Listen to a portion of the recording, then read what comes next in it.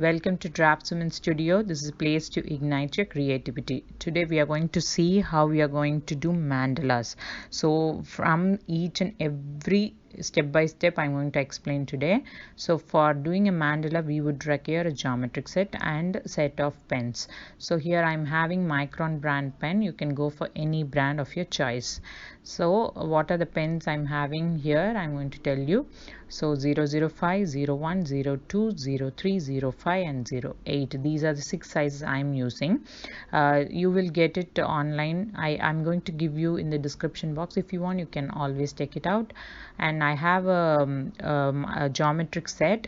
This geometric set includes everything which you required for geometric patterns, but for this mandala we will require few basic things. I will let you know about it. This brand also, Mr. Pen brand, I just bought it, but you can do it, I mean you can buy off any of your choices. This link also I will give it in the description box. If you want, you can check it out. And these things are really helpful for me. And even you should go for a pro circle. This does not include a pro circle. You can get it separately. And if you're going to do with some colors, we will require a watercolor paper. But today I am going to do the basic mandala in black and white, so I have used only A4 sheet. These are the things I'm going to use for today's tutorial.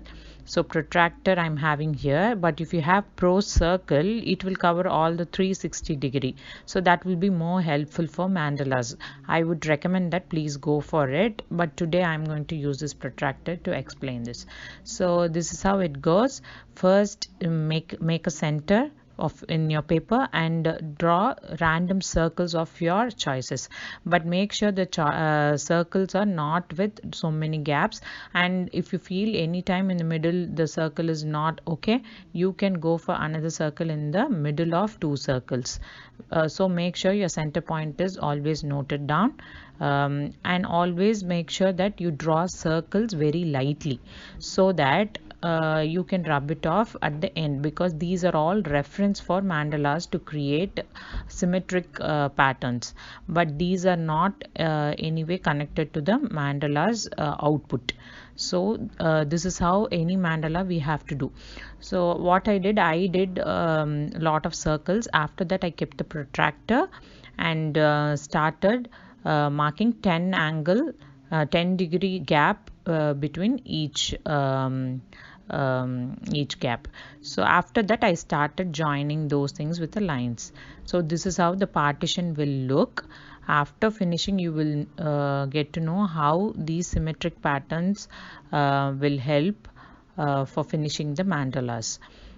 So all these are with 10-degree gap, but it is not necessary that you have to always do it with 10-degree gap. You can do it with 5-degree or 20-degree according to your choices. As you do lot of patterns and do lot of mandalas, you will definitely have an idea and you will get to know. This is how my layout looks now. So with this layout only we are going to develop the mandala. So what I'm doing now, I used 03 pen and started doing the outlines for the mandalas. But for inner patterns I will use little more thinner pens, if according to my choice.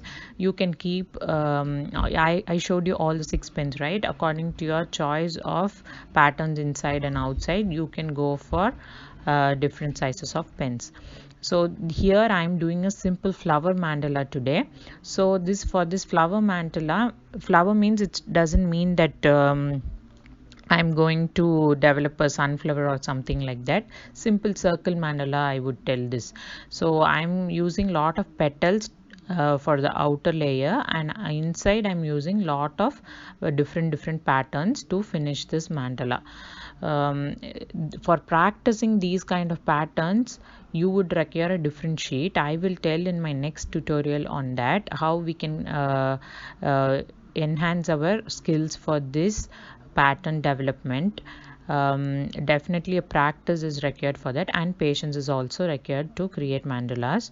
If you make mistakes, and it will be very I mean we cannot even correct it, so that is a challenge. So it's better to do in pencil for beginners, then on top of it you can do with pen. It will take lot of time, but it is like a therapy. If you start doing this, you will feel, so it is like meditation. You keep proceeding with it, and you will really like it, and you will keep doing these kind of mandalas, and you will try different kinds of patterns, and you will definitely have some good feeling. So you will keep doing more mandalas in future also. So just try out this and see. It is not required that you have to follow the same patterns as I am doing. According to your creativity, you can do any kind of patterns inside, but here I am showing how to develop those patterns, and how this layout will have an output of beautiful mandalas. This is what I'm trying to show here.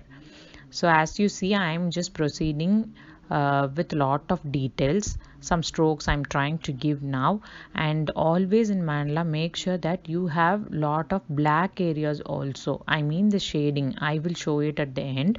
So that will definitely enhance your mandala, because in any mandala, black and white, the paper will be majority. See, after I drew lot of patterns also, the white color is dominating, but if you go for some black shades in between, that will enhance your pattern.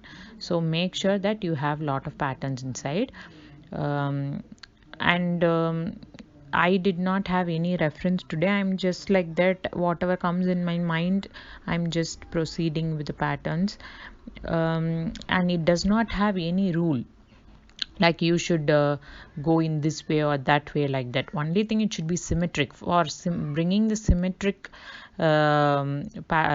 output, we are going for the layout. Without the layout, it is not possible to create that symmetric patterns, I mean the symmetric output. That is why we go for layout. So this is kind of my final output, but a little more shading and all that is pending.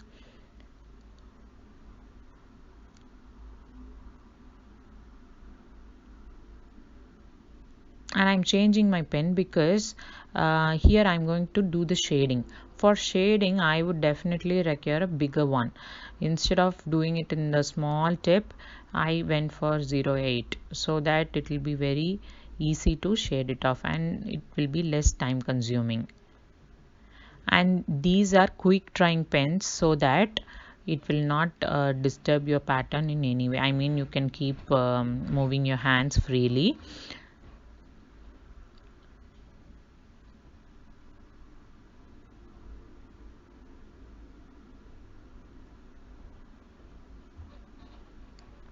And one more thing, in the center, make sure that you always have black color, and have a small hole kind of, or small water droplet kind of area left out. So I just went for Sharpie pen now, because I just want to finish this really fast. This is a quite big area, that's why. But that is up to you. Actually, you have to leave a water kind of space in between, in the center, so it will really enhance your mandalas. It will give a 3D look to your mandalas. But today I drew, and I mean, I changed my mode, and I filled it with black, and in the center I drew a flower. But in my future for mandalas, I'll show you how it is going to give a 3D look in the center if you have a droplet kind of thing in the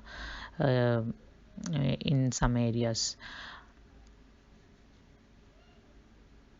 And outer line, I just did it like a heart kind of thing, so that this will give a different look.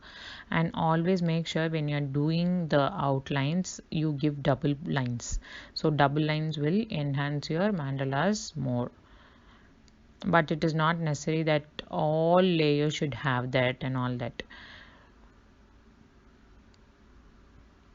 See, now it is more enhanced, as I said.